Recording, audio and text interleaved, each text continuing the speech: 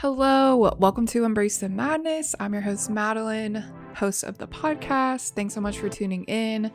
If this is your first time, what an episode to start off with. And if you are a returning listener, thanks so much for supporting me and being here on my journey. So, as you can tell from the title, this episode is about periods. So, I'm just going to let you know right now, if you don't like hearing about blood or people menstruating or talking about it, then I've got a bunch of other episodes that don't talk about periods. So go check those out. And if you don't care because you know that there's not a lot we can do about it as biological beings, then you're in the right place.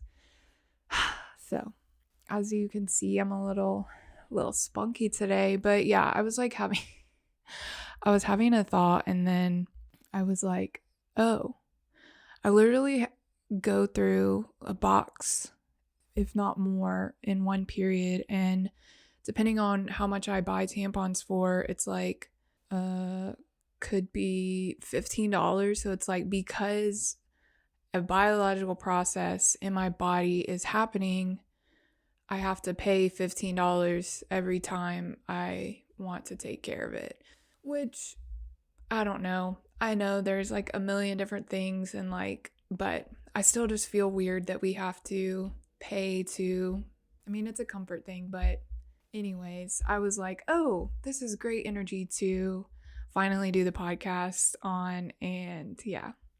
So I say so a lot, and I think I found out on TikTok that's a millennial thing. So I guess I just need a new word, a different conjunction. So if you got another one, let me know. Yeah. Oh, my candle just went out. I was like, what's on fire? So, oh my God, I just did it again. Wow. It's like oh my gosh. Okay. Well, that's something to be addressed later, but yeah. You can see I've got my board behind me, and I'm just going to use that for reference. I just wanted to talk about periods and talk about the ways that we are made to feel weird about them and bad about them and all that jazz. We're feeling like we're meant to hide it, I just wanted to talk about that because we don't really have a lot of spaces to talk about it, or I know now in 2023 for sure, but historically not really. And I just wanted to throw my 2 cents into the conversation because yeah, I've been bleeding for about 20 something years. No, I don't even remember. I think it started at 12, but it's just like, if you don't have to deal with it, there's no way of you truly understanding. I know people have done that cramp simulator, but it's still so hard to capture the whole feeling of someone else's experience. So anyways, and that's not to isolate us or make people feel bad because they aren't bleeding or anything like that. It's just, so I don't know if you got the period I think my cousin gave me the period talk, and I think maybe I think we had watched a video. I went to public elementary school or middle school or both. And they did like sex ed was like one day, but that included, I guess, the girl video talking about puberty and the changes we would go through. And I barely remember that, but I think that's like the extent of how I learned about it. I do remember my mom like showing me how to use one, so that was silly. But yeah, otherwise, I think as a young adult, you're like, what the heck? Like, you have no way of understanding why you need to bleed or anything like that, or why it's something that you're gonna have to, live with for the rest of your life. And I don't have kids, so it's like, how do you prepare one for that? But in the event that you didn't get the period talk, or there's a lot of gray area around periods, I just wanted to talk a little bit about some of the science. I'm not gonna like go super in depth, but just enough to like kind of connect the dots and ways we can use all this knowledge to our benefit, and like we can actually work with it and make our life better. So, you get your period when you are going through puberty, when you're like at the end of puberty. So, I think I got it around 12. They say around like fourth grade, fifth grade, but just depending on you and your body composition, it could have been early, it could have been late, it could have been, yeah, anytime. That's so weird that it's like, but it also speaks to all of our bodies going through different changes and stuff like that. Oh yeah, I got a new tattoo since I did the podcast last. So, she's cute. If you're listening on Spotify, you just got to watch the YouTube video. You could also be listening somewhere else like Amazon or iTunes. It's crazy when you like realize where everything distributes, but that's super cool. So anyways, yeah, you get your period when you are at the end of your adolescence, kind of going through that puberty. And when you're turning into an adult, different hormones are going, and if you if you watch the video, then you got to know like, oh, surprise, we grow boobs and go through this thing where we're just going to start bleeding, and it's only going to last several days of the month, but it's going to happen every month. And so I know also a lot of us didn't get the chance to like be educated on this, and a lot of religion comes into play with all of this. And I know like the whole sex education and talking about people's bodies, it's like such a divisive issue. I just want to talk about the biology. I'm also like I feel like I've always been like a little subtly like, oh yeah, I'm bleeding. Like, what about it? And I've noticed that a lot of people are not either wanting to have that conversation or care to have that conversation, or they get grossed out or whatever. So if at any point I seem sassy, I probably am. So I put on my lipstick for this one too. So yeah, if you're listening, you got to check out the video. It's also like golden hour, so it's like pretty outside. So where was I? Periods are okay. So if we go zoom out, not from a patriarchal lens, but from a biological lens, the female has been the one to carry the baby. I know there's like seahorses where the dads do it, but yeah, in many cases, the person with female genitals is the one who has the baby. And in the whole process, which, side note, I took biology in France when I studied abroad, and it was all in French. So like I was kind of lost, but I was like, well, I've taken science in America and I was really good at it. And I had never really taken official biology. So I was very, very, very humbled. But I remember being gone and I missed a test, or I missed learning about a chapter. And it was a one about sex organs and periods. And I remember I was like, we don't have this in our science book, or we don't talk about this. So it was crazy how I really didn't know a lot about it. But so what happens is our bodies want to create more life so we can continue on our lineage, and et cetera, et cetera. So in that creating an offspring, we have an egg, we have lots of eggs, and one egg drops per month. So it has like this little window of time where it can get fertilized. So there we go again with so. And then and then so you've got the egg and needs to be fertilized. Well, if the egg doesn't get fertilized in that window, then it's like, okay, well, we'll try again next month.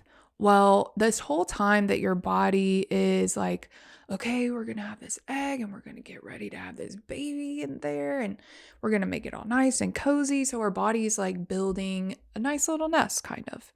And what happens when the egg doesn't get fertilized and the body's like, oh, we're not getting pregnant this month, are we? It's like, okay, well, take down everything we've built because we don't need it. And that all is what we experience as bleeding and our periods. And so it really is kind of like a denotation of like health and things going according to plan. It's just crazy because we have the capacity to lose so much blood and nothing phases us. And I think that really speaks to like only a little bit tiny part of just it's cool. It's cool being a woman and I identify as a woman. So it's just something that I found to be powering and empowering. I don't know if I said powering or empowering, but not powering. Almost said so again.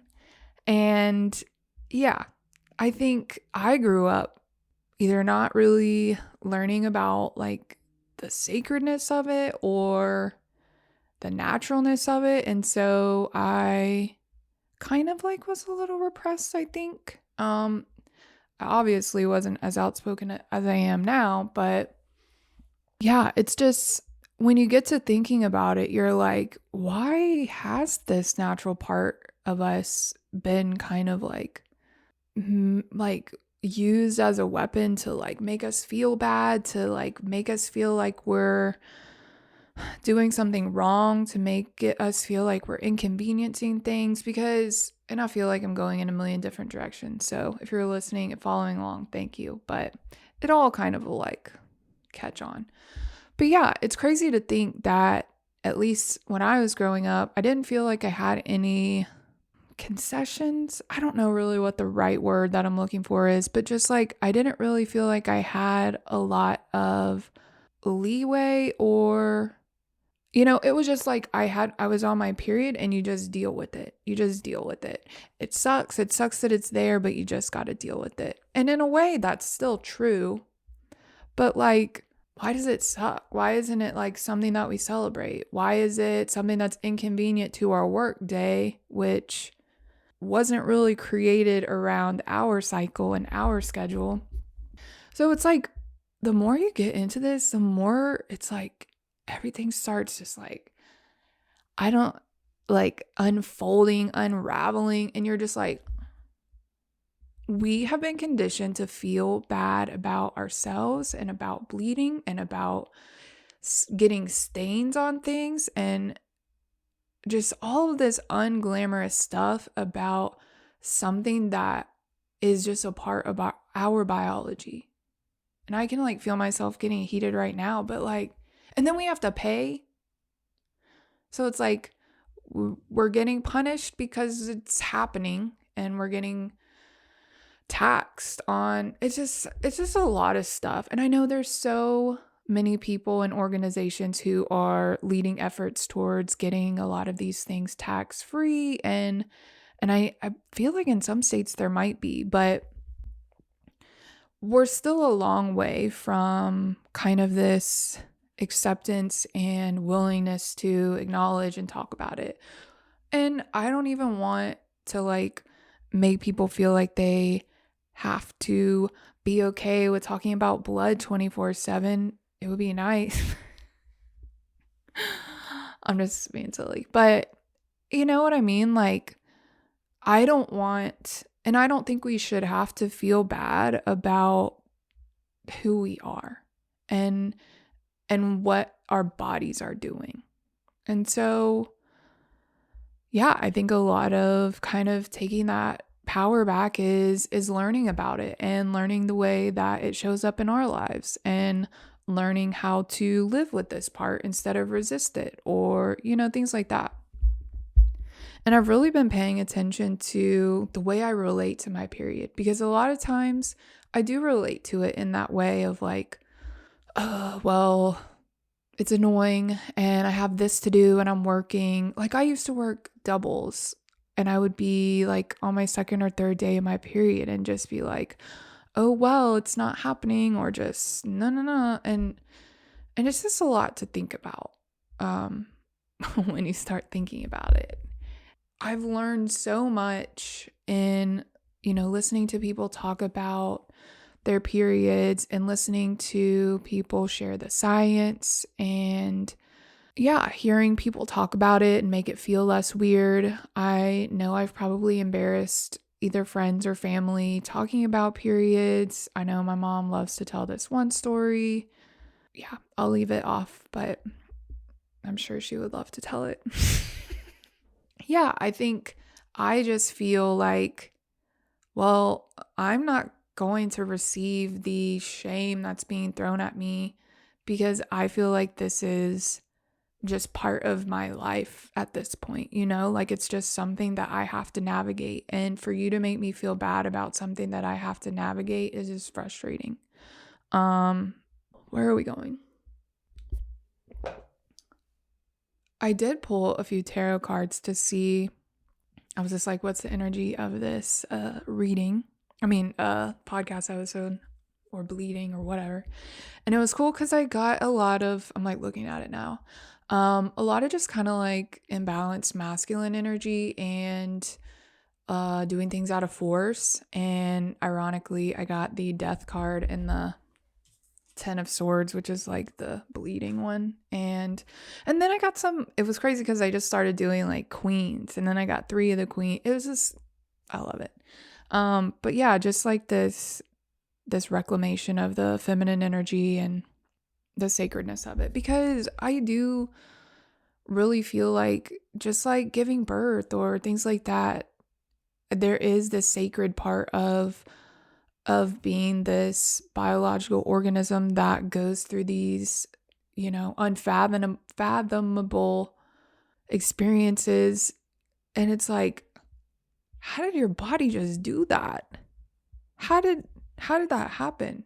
It's like it was like a miracle. It's like magic, but I just want to honor those parts of us, and I feel like periods are ours. Like we're not meant to feel bad about them, and like even noticing like the internalized period shame of like, oh God, you stain another pair of underwear again, or oh God, you stain the sheets again, or oh God, like, can you just stop bleeding, as if I'm inconveniencing myself.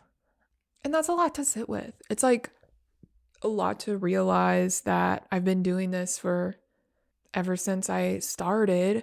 And not just me, but like millions of girls, millions of women, millions of people who were assigned female at birth. Like there's millions of us who have been navigating this based on, this lens of the patriarchy who knows nothing about bleeding.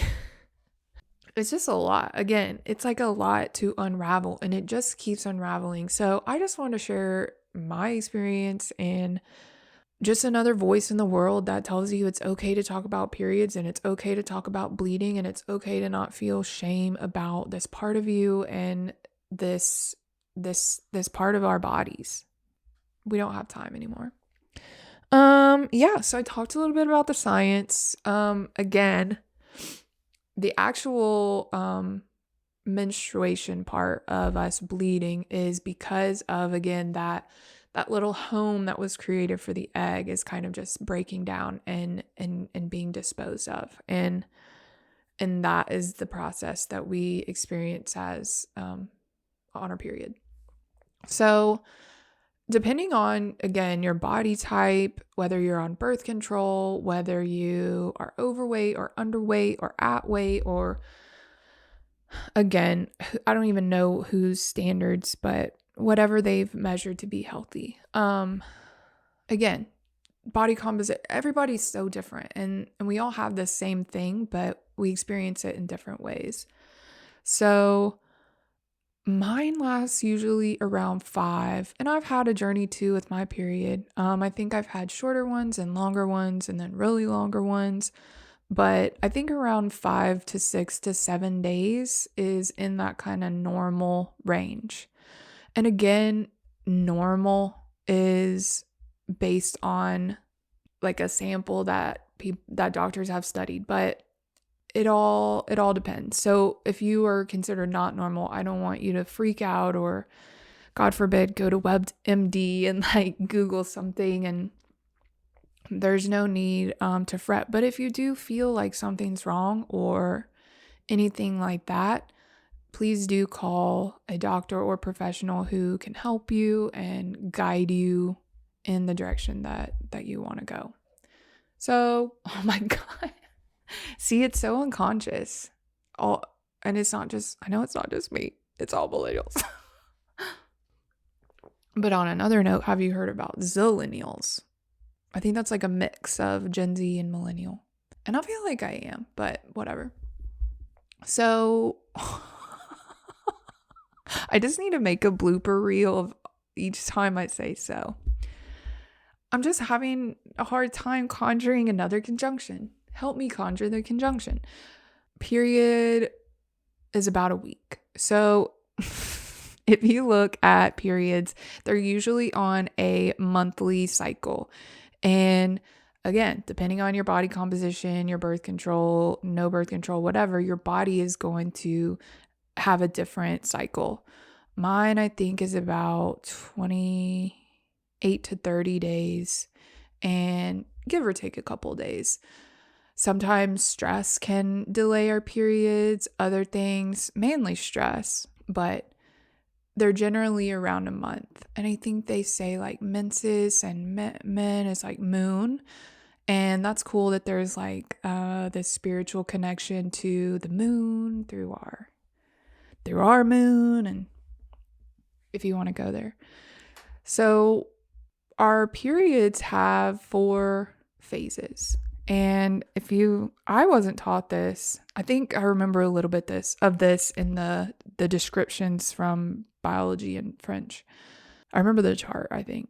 We have 4 phases, and it really has helped me to look at it like seasons, because if you look at each one, you can definitely see where it just kind of clicks. So if you're in a place with 4 seasons or you're familiar with the 4 seasons, it's kind of cool to look at them this way. So, God, I think I'm just a so girl. It's like we got woo girls and we got so girls. Menstruation, that week where you're bleeding, give or take however many days, is kind of like winter. So this is when our bodies are bleeding. If you have ever bled before, you know that there's sometimes cramps involved. It can be really painful. Some people experience a lot of pain. Some people experience less. Hormonal birth control can kind of play a factor in that too. But most of the time, we want to lay in bed. We don't really feel good. We might be experiencing nausea. We're just bleeding. Like, we just want to chill. And it's really cool because when you look at the chart, and I'm going to see if I can put one in the video, but when you look at the chart, it's actually when all of our hormone levels are at their lowest.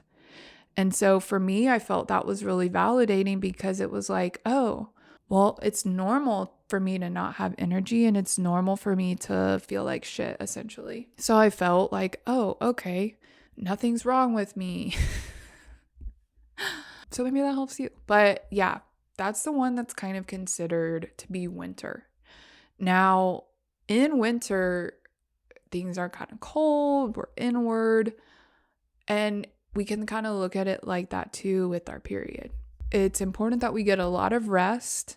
I think our bodies are expending a lot of energy just doing all this stuff, especially trying to get rid of all those cells that are coming out. I know when I used to drink, if I drank on my period, it was like my effects were amplified. And I think our bodies are just a little bit more fragile here. Just like kind of how animals hibernate in winter, it's normal for us to want to chill out, to move very slow, to stay in bed. We're not lazy. We're not making a big deal about nothing. Our bodies are literally just like tired and doing their best. So this is an important time to try to slow down. And I know we have found ourselves in a 40-day work week and lots of either manual labor or physical labor or just labor period, sometimes we can't and don't have the luxury of just laying in bed about it or going slow.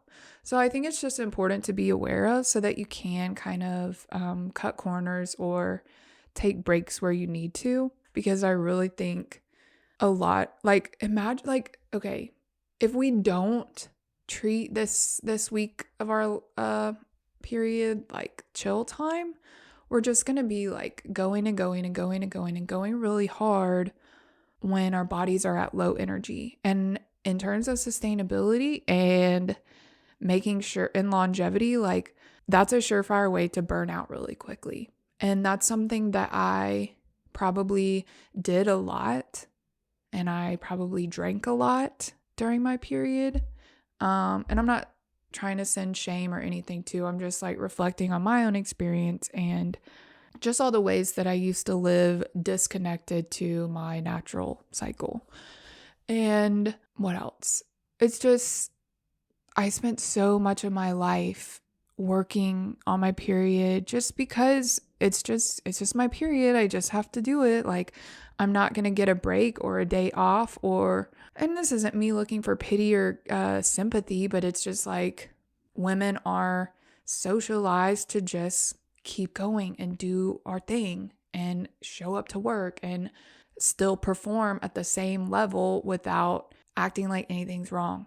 So it's crazy how different it is when you take the chance to slow down and really just like conserve energy during that time. I've been experimenting with following my cycle in different stages, but over the last year or two, and really trying to play with matching the energy of all my cycles. And I think it has tremendously helped.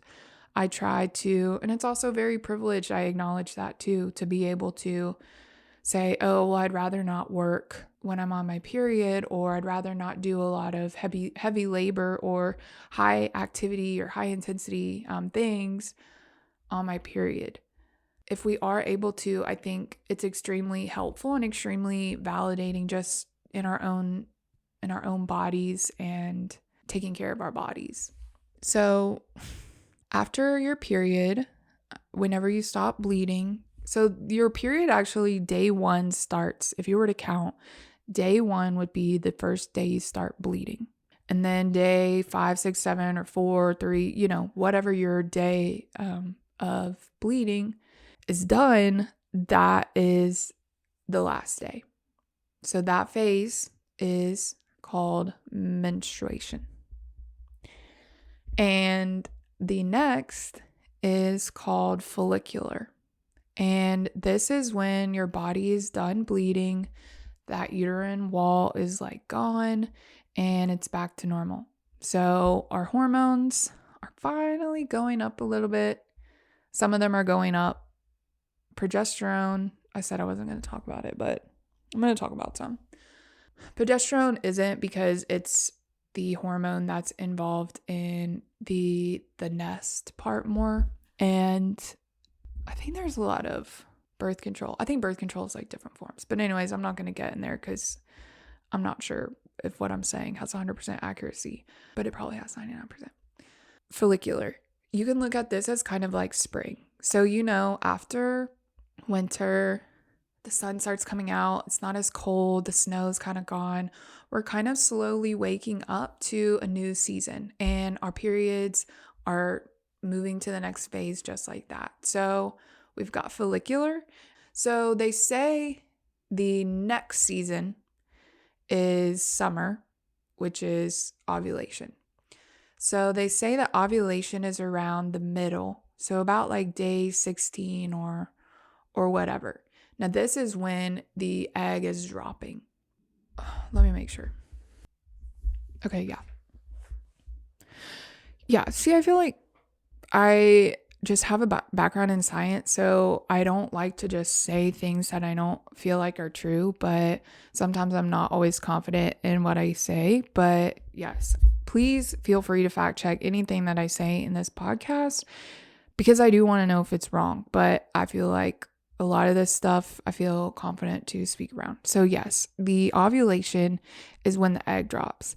And depending on your birth control, some people ovulate and some people don't. Some people don't have periods.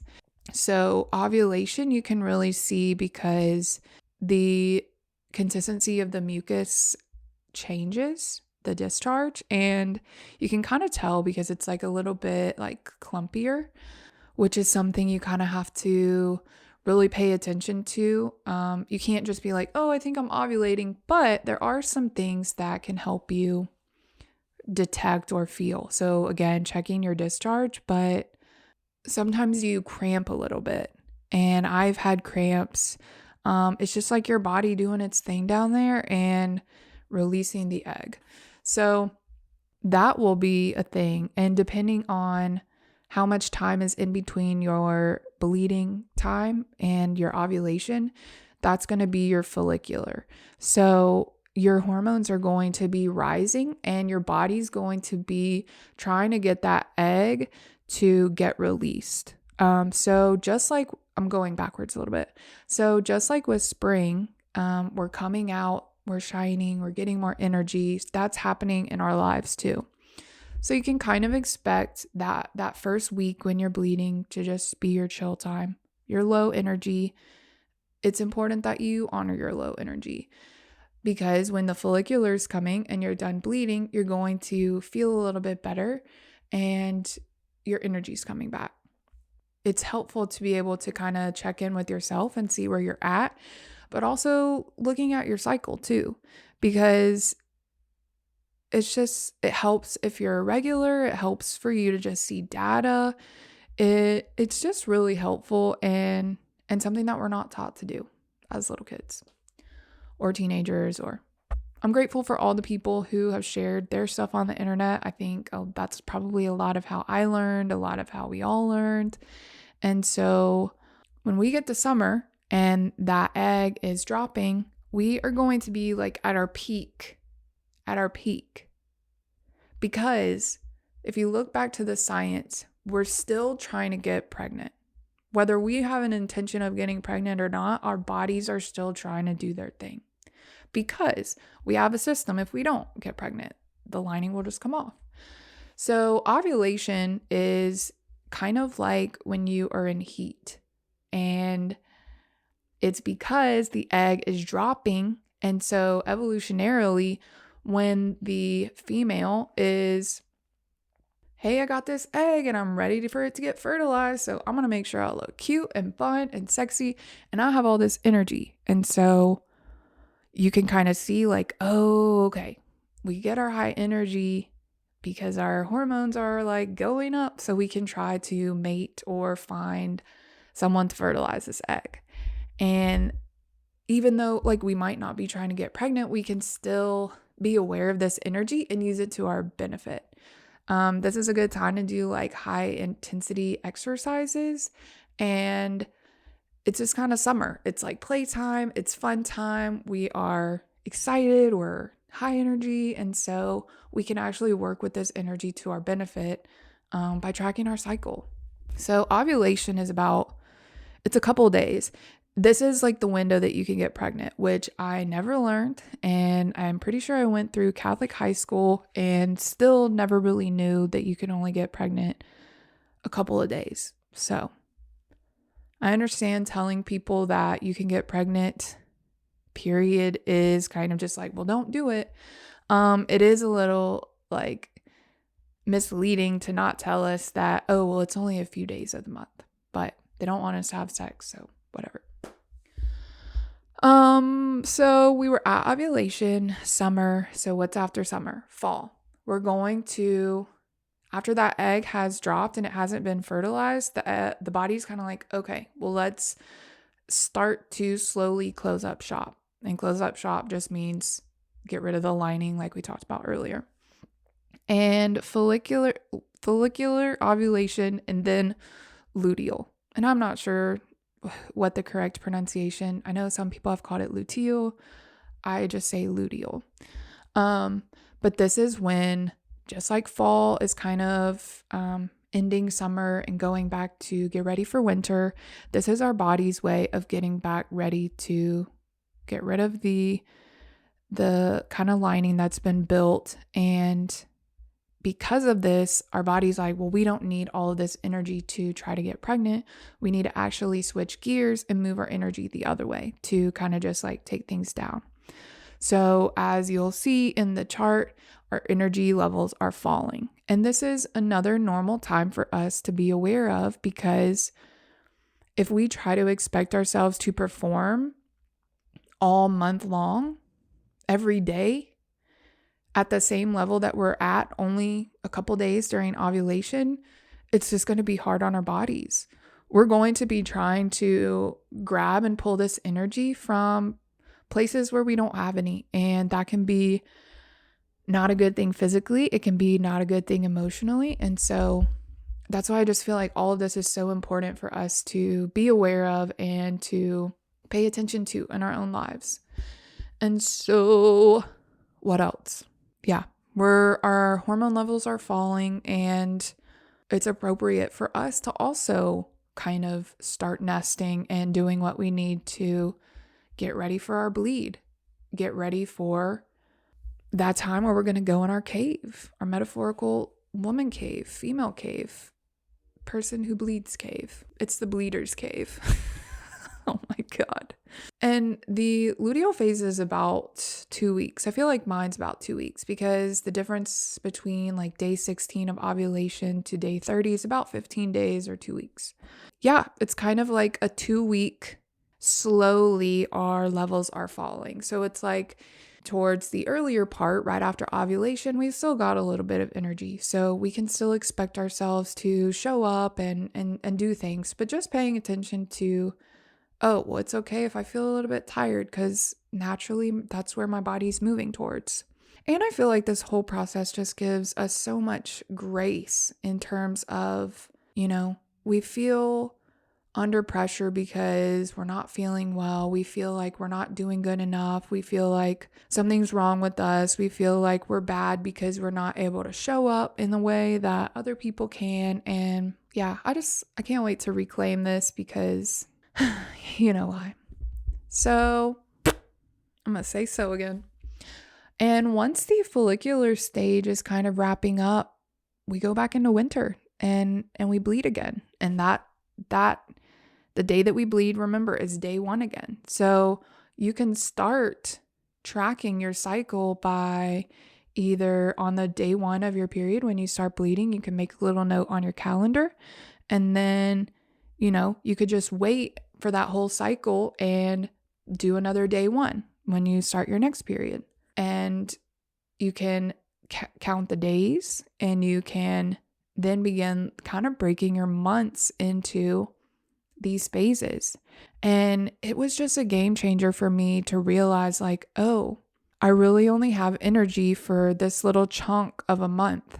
Maybe I can maximize my things around it. And I know a lot of people it's like there's so many layers. You can be like surface layer, just being gentle with your period. Other people are like, oh, I'm going to schedule my meetings when I'm ovulating, and like all these really good rendezvous. And so some people are really, really in tune and really cycle syncing. So whatever level you feel comfortable with, if you feel like you're just a beginner and just want to start very basically, you can do what we just talked about, starting your day 1 on your bleed day and just kind of going from there. There's also apps that can help you. I know sometimes people are afraid of their data, and I know in some bad cases, this data has been used to harm people trying to get abortions or anything like that. So if you don't feel like putting your information in an app, don't feel bad about that. You can just do your own at-home thing if you have a dry erase calendar, or if you have a piece of paper. There's so many ways you can do it. But I think when you start doing this and get into this just different phases of cycles, you might find that you feel like you're in a better flow, like you're honoring yourself and your energy and kind of how you were designed to be. I think when we are taught to push through our period and pretend like it doesn't exist and continue working at the rate at which men are expected to, yet we still have to show up the same on our periods, I think we're just denying a lot of our power. And when we are kind of shaming, whether it's conscious or not, this part of us, then I don't know, it just feels like it creates resistance. And to me, I feel like my life is vastly different from allowing myself time and space to chill and just slow down when I'm bleeding, and to see that because I rested, I have more time to show up and I have more energy to show up in these other places. It's something you can do at your own speed, at your own comfort, at your own pace, really. But I just highly recommend it. And I'm also totally in support of mainstreaming periods more and talking about it, and yeah, just taking over the narrative, because it's been way too long. It's a part of who we are. It's a part of our nature and what makes us us. And I'm not going to apologize anymore for it, and I'm not going to excuse myself out of like shame or your comfort, and I'm not going to try to be rude about it, but like I think that might be everything I have. Oh, I have some experience with like irregular periods. But again, this is one of those things that's super personal to everybody. I know I've been kind of on different birth controls since getting on, and I remember I had the Depo-Provera shot, and it's just like a shot that you got, and I think it was like birth control for a few months at a time or whatever. But my body did not like that, and I was bleeding, but just spotting kind of. And it was like I never really had any time where I wasn't spotting. So that is something that I had to become aware of and realize that the birth control shot was doing to me. Um, I think stress has definitely delayed my periods. I know sometimes if our periods are delayed, we are worried that we're pregnant. I think also, again, cycle tracking is important because, again, there's like 60 to 70% of the month where we can't get pregnant. So if we have that knowledge, we're able to be more intentional about our sexual practices and, our intentions about getting pregnant or not. But I know that stress can delay a period because, again, you've got to think about it as our body's trying to take care of us during this process of creating new life. And if the body feels like it's not safe for this organism to get pregnant, then let's just wait. And I think that can happen with stress. And so sometimes you might not be pregnant, but your period is like still late as heck. And I know that can be worrisome. But all of this is like another reason why it's so helpful to track all this stuff and can really get you in tune with your own body and your personal cycle. And that way that like, oh, if something's not right, I can call someone or reach out for help and support. Planned Parenthood is a great place if you need any help with any of this stuff. I know that they do take some insurance, and I think they have a sliding scale for people without insurance. There are so many organizations who care about this stuff and care about the body and care about the reproductive organs and protecting those. But yeah, that's kind of my extent with irregular periods. Again, it's just going to be one of those things that are highly personal, but looking at all this stuff and just becoming aware of it can really help you navigate and really just have more information for your situation. What else? I don't know if there's anything else. Yeah, I'm just excited to be a part of the people moving forward who celebrate this aspect of our life and don't shame people and are not afraid to talk about it, and who don't feel bad about not really being designed or fit in a system that wasn't created for our bodies. So, cheers to going back to nature. Cheers to tuning back in with ourselves. I believe that's all I have for this episode. Oh. I do want to recommend, my nose has got so itchy.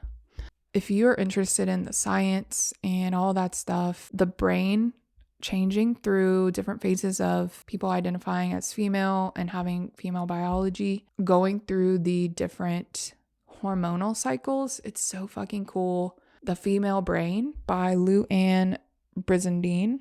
It's such a cool book. I think I sat down in the bookstore and just like read it almost cover to cover because I was just like nerding out. But it's all the scientific stuff about the changes that we go through and really validating stuff about our periods. So thanks so much for being here. Thanks for watching. If you watch to the end, you're a trooper and you're part of the movement of making periods cool again. So thanks for tuning in. As always, you can check out this whole episode on YouTube video. If you want to watch me talk and be silly and animated, you can listen to it or you can watch it on the YouTube.